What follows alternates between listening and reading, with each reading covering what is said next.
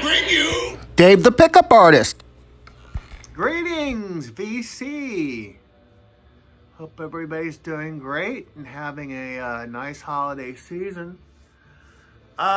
You may have heard that Bob Dylan is selling the rights to his songs, or he might have already sold them. I don't know, but you may not have heard that another musician from that era is selling his the rights to his songs, David Crosby. Apparently, David Crosby put out a statement saying that he can't work, and I don't know if that means that because of the virus or what, but he's putting his catalog up for sale, so I thought I'd dig out some Crosby. He doesn't have nearly the catalog that Dylan does, but he's got a very interesting body of work. So I dug out a few Crosby items. Of course, the first band was the Byrds. This was the last album he was on because, well, he at shows he liked to get on a soapbox occasionally on stage, and also he wrote a song. This is Columbia. Also, he wrote a song called Triad that was a song about sexual experimentation. At the time, Crosby was living with two women, and they were like in a three-way. This is Crosby right here in the hat. And the other members, Chris Hillman and Roger McGuinn, who then I think was still known as Jim McGuinn, apparently didn't like the song, and Jim McGuinn said it was an orgy freakout song, so they didn't put it on the album. You are fake news, sir. But Crosby did get at least one other song on here called Mind Games. You're trying to say that I took the donation money? Mind Games may be the trippiest song ever. If you never heard this album, check out it and check out the song Mind Games. It's very deep psych, and it's pretty crazy. But yeah, this was the last album he was on. He was shown the door after this. And I've also got this is the first Byrds CD box set. I'll briefly show this. It's a 4 CD thing. It's got the, it's got rarities. And sure enough, Triad, the song that was left off of Younger Than Yesterday, is on here. And I think this is the first time it's been on a release, I believe. And this is a booklet that came with it. There's the logo. And in it, I'm not going to go through the whole thing. David Crosby took his 2 cents in on the Byrds experience. He says that the Byrds were his first band, and he said, your first band is like your first love. Yeah. It's a pretty good box set. I think there's been at least one other Byrds box set released since then. Of course, he went on to do work with Crosby, Stills, Nash and Young, Deja Vu. This is one, this has got to be in your collection. If this isn't in your collection, I don't know where you're going. I really don't. And yeah, it's just a great album. I actually find these. There's a record store in Jacksonville. The guy actually puts the first pressings of this in his dollar bin. But yeah, interesting though. This is a sticker. like, I don't know, it's a sticker. It's a textured album, but I don't want to peel the sticker off, but I'm wondering what is underneath it though. But yeah, it's a classic. There's not a bad track on here. And standout to Crosby track is probably I Almost Cut My Hair. It's kind of like a, well, Crosby actually coined the phrase freak flag because he mentions it in that song. And I think he's the first, he coined the phrase freak flag. So, yeah. And you got to have this one already. After Crosby, Stills and Nash started to fizzle out, he put out a solo album.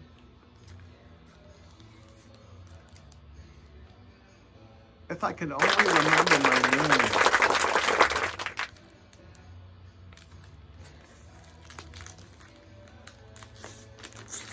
This is an excellent album. This is almost as good as Deja Vu, actually.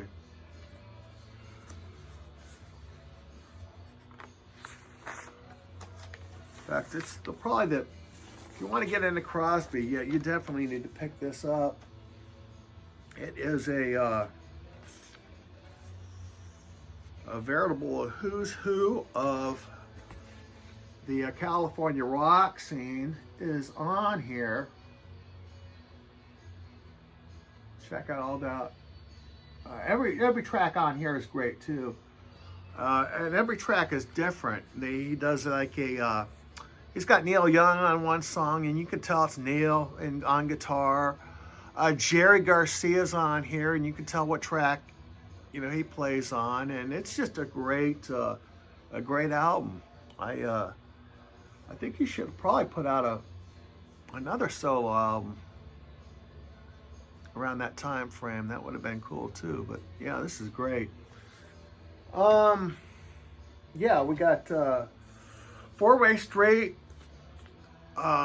This is a live album recorded at the Fillmore. Crosby, Stills, Nash, and Young. There they are backstage. It looks like they're sharing a joint. This is a really good live album, and if you want to check out what they sounded like live, this is a good way to do it. I enjoy that one. Then what happened? They kind of, Crosby, Stills, and Nash. They kind of broke up, and Crosby did more than a few albums with Nash. This is one of the first ones, Winds on the Water. They hired Jackson Browne's band, and I think Jackson Browne also does backing vocals on this.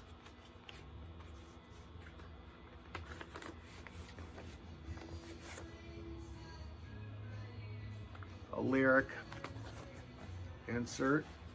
It's an okay album. It's not great, but it's okay. The next one, he got together with Nash, Whistling Down the Wind.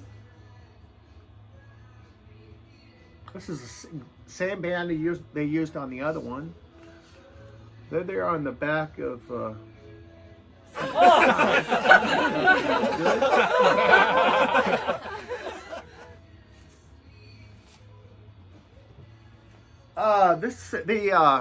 Crosby and Nash did a live album. Wait till they get a load of me. Now they had Jackson Browne's band.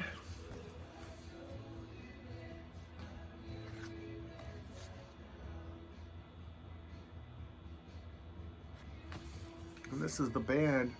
This is David Lindsay, or David Lindley. He was a guitar player for Jackson, and he was also in a psych band called Kaleidoscope in the 60s.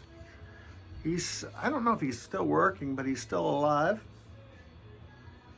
And yeah, these are all pretty much session guys that were in the California scene at the time. And yeah, that's a good album. And this one right here is very good. This is Crosby, Stills, and Nash. They reunited briefly. This is a fantastic album. Now on the album cover, they're on a boat. This is Crosby's boat. Crosby bought this boat in 1968. Now, there's two different versions of how he afforded to buy it.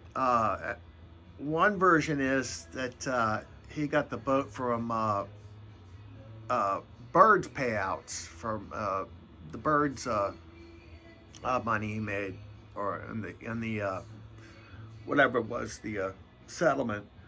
And another source says that he got the money to buy this boat from Peter Tork, who at the time was riding high on the Monkees. So I don't know what that is. And this also has a sticker on it too. I don't want to peel it off, but yeah, it's a fantastic album. It's got well, two great tracks. They do the first song on side 2 is called Dark Star. It's not the Grateful Dead Dark Star. This is written by Stephen Stills, and it's dark. It's a great song. And another track is Just a Song Before I Go. Some of you may have heard that. It's also a fantastic song. And yeah, after this, it all went turd buckets for Crosby and Nash. I think Nash had a problem too, but Crosby ended up in the Slammer. I took the donation money. You know, it's well documented. They briefly got together, or reunited, Crosby, Stills, and Nash in the mid-'80s, and put out a pretty good album called Daylight Again. And it was, they actually had a hit song out of that, I believe, too. The last thing I got is, this is it was released in 1997. It's from a 1971 show at the Fillmore, Another Stony Evening. It's a it's a live recording, unedited, which is good and bad. It's good because you can hear all the audience, you know, and the banter between songs. And although there are some downfalls, you know, you have Crosby at one point kind of berates the audience for being out of tune or whatever. I don't know, but yeah, this is a good album. It's acoustic. It's just two of them, two acoustic guitars, and it's very good actually. And yeah, I think David Crosby had a very good career. He's going to be, this summer, David will be 80 years old. I took the donation and money. with that, we'll leave you with this Christmas message. But I forgot what it was.